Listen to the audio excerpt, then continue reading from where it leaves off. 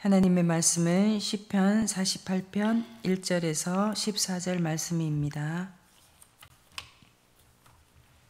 시편 48편 1절에서 14절 말씀 한 절씩 교독하시겠습니다. 여호와는 위대하시니 우리 하나님의 성 거룩한 산에서 극진히 찬양 받으시리로다.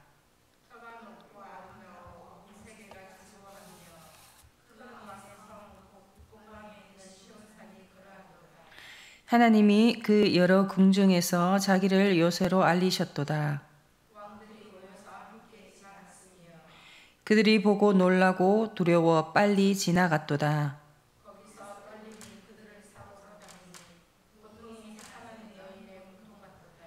주께서 동풍으로 다시스의 배를 깨뜨리시도다.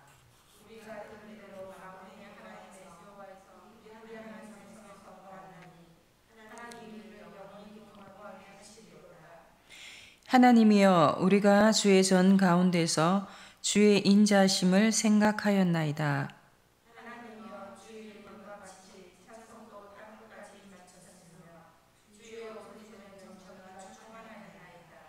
주의 심판으로 말미암아 시온산은 기뻐하고 유다의 딸들은 즐거워할지어다.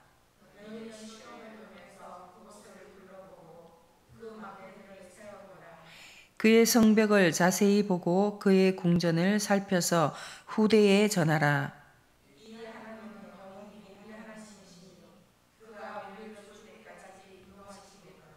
아멘. 시편 제48편은 고라 자손의 찬양시입니다.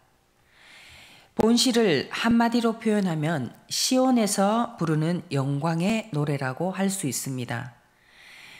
본시는 형식적인 면에서는 찬양시로 분류되고 있지만 그 내용 면에서는 시온시라고도 분류할 수 있습니다.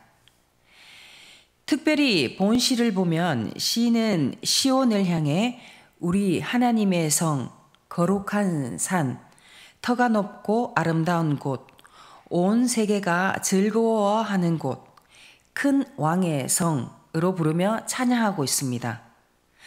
이러한 표현들은 모두 시온의 안전과 복됨을 다양하게 표현한 것이라 할 수 있습니다. 본시의 내용을 구체적으로 살펴보면 먼저 1절에서 3절은 온 세계의 왕이신 하나님께서 임재하여 계시고 그 백성의 안전이 보장되는 시온에 대해서 찬양하는 내용입니다. 다음으로 4절에서 8절은 하나님께서 이방의 왕들로 두려움에 사로잡히게 하시고 그 군대를 심판하심으로 시온을 안전하게 보호하신 사실에 대해서 찬양합니다. 그리고 이어서 9절에서 10절은 시온을 안전하게 보호하시는 하나님의 인자와 정의를 찬양하는 내용이고 끝으로 11절에서 14절은 선민을 향하여 하나님이 임재하시며 영영히 보호하시는 시온을 순례하며 찬양할 것을 권면하는 내용입니다. 이상의 본시를 통하여 오늘 우리가 얻을 수 있는 교훈이 무엇인지 알아보고자 합니다.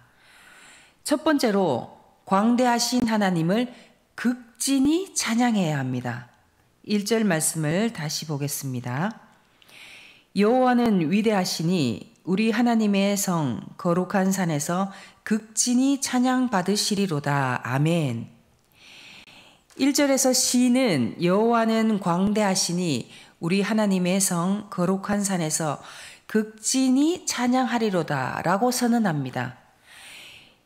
이 부분에서 우리 하나님의 성과 거룩한 산은 다 같이 예루살렘 곧 시온을 말합니다.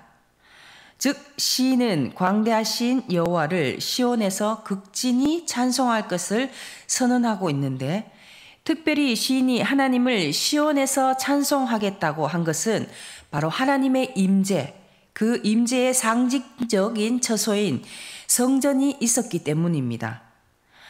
즉 하나님이 시온에 임재하고 계시기 때문에 그곳에서 또한 세계를 다스리시며 시온을 안전하게 보호하시기 때문입니다.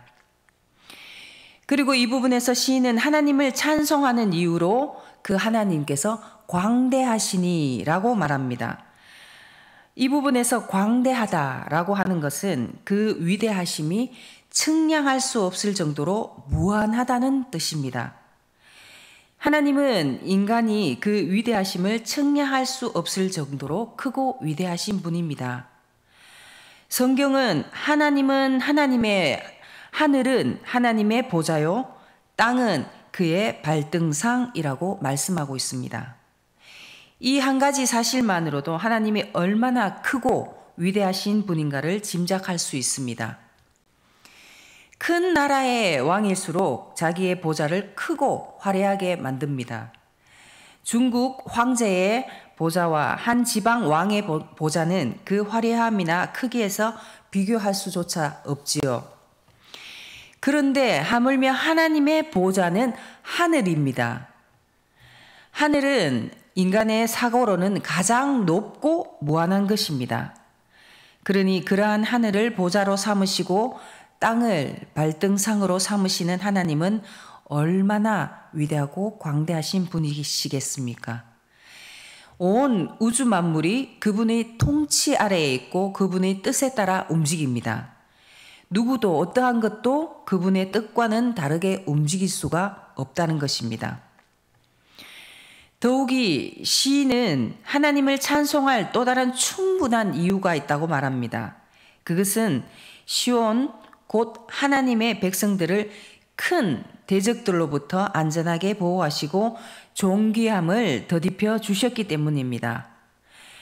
특별히 본시에서 시인은 스스로 급에 질려 흩어진 대적들의 심적 상태를 통해 하나님이 얼마나 위대하신 분인가를 증거하고 있습니다. 그리하여 시인은 그 하나님을 찬송하되 극진히 찬송해야 한다고 합니다. 오늘 이 부분에서 극진히라는 표현에 대해서는 영어 성경에서는 most worthy of praise라고 묘사하고 있습니다. 이것은 즉 최고의 가치라는 의미를 담고 있습니다. 즉 하나님을 최고의 가치로 생각하고 마음을 다하여 최고의 찬송을 드려야 한다는 것입니다. 하나님은 지금도 온 세계에 편재하여 계시고 임재하시며 또 다스리십니다.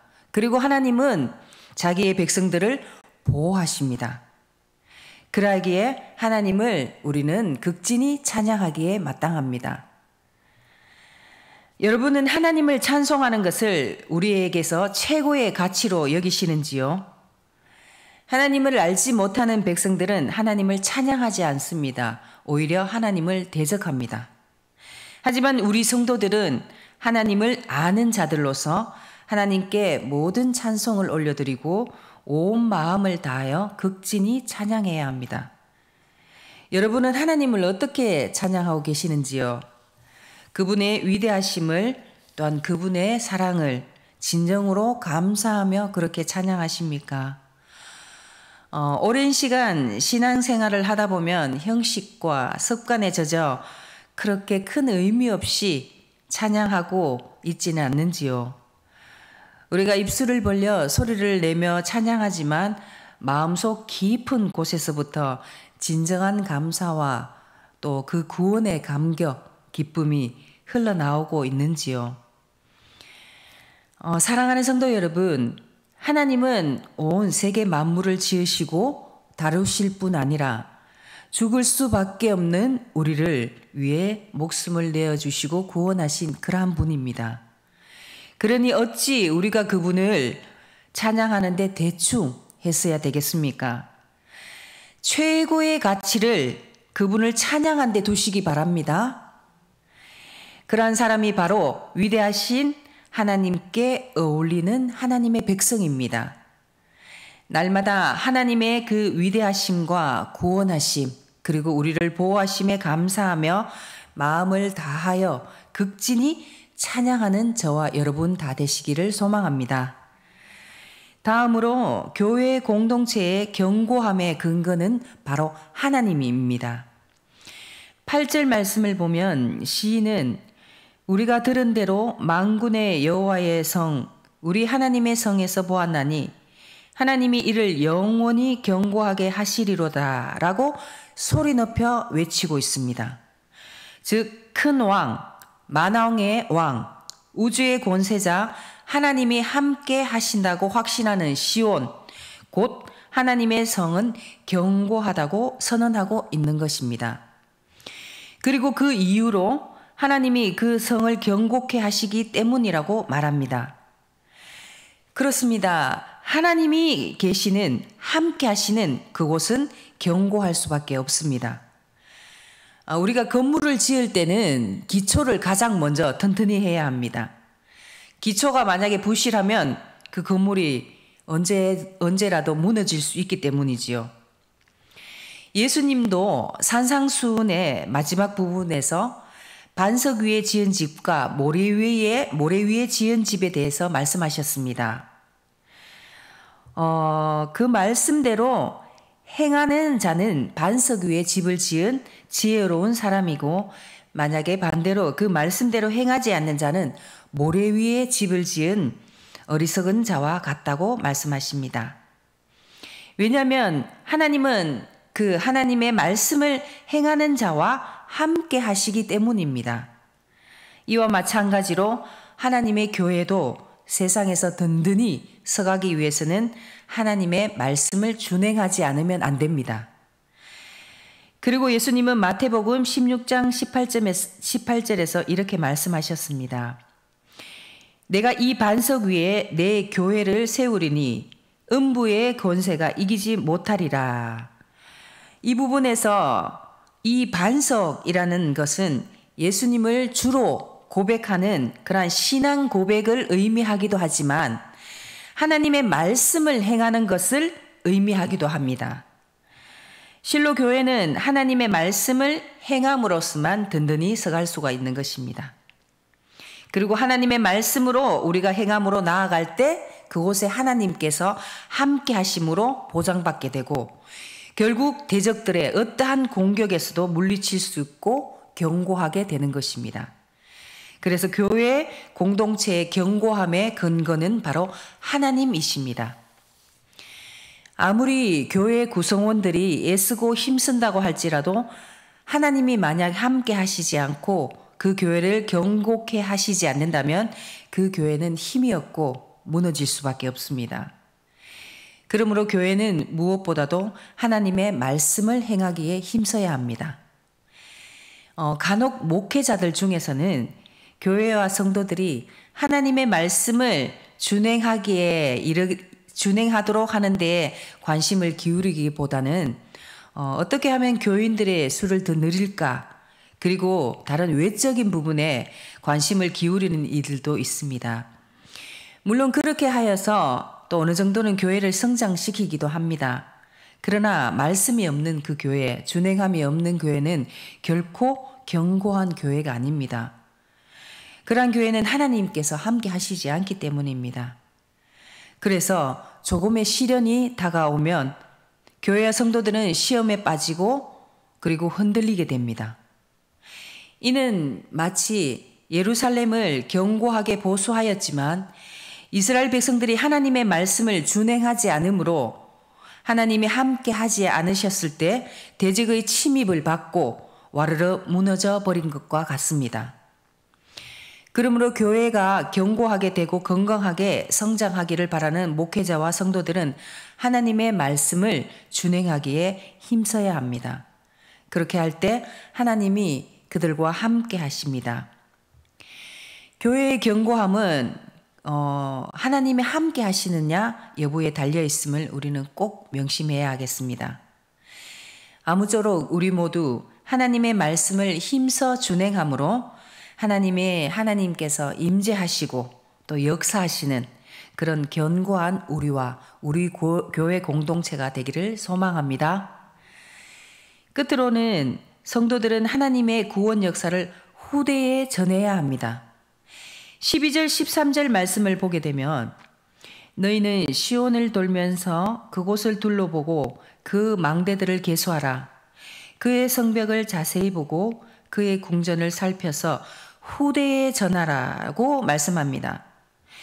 여기서 시온을 편답하고 그것을 순행하며 그 망대들을 계수하라, 그 성벽을 자세히 보고 그 궁전을 살피라고 하는 말은 하나님의 구원 역사로 인하여 예루살렘이 대적들의 손에서 어떻게 구원을 받았고 보호를 받았는가를 예루살렘 곳곳을 살펴서 확인하라는 그러한 말씀입니다.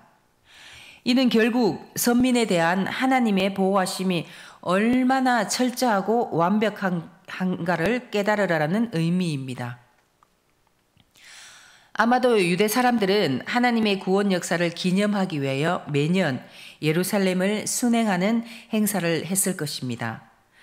그런데 시인은 유대 사람들을 향하여 성의 상태를 살피라고만 하지 않고 그 성의 상태를 후대에게 전하라고 말씀합니다. 이것은 하나님의 구원 역사 경험을 자손 대대로 전하라고 하는 것입니다.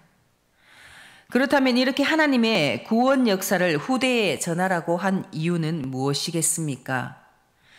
이는 결국 후손들도 그들의 조상들과 마찬가지로 하나님만이 그들의 구원자임을 알고 그리고 하나님만을 의지하며 경외하도록 하기 위함이었습니다.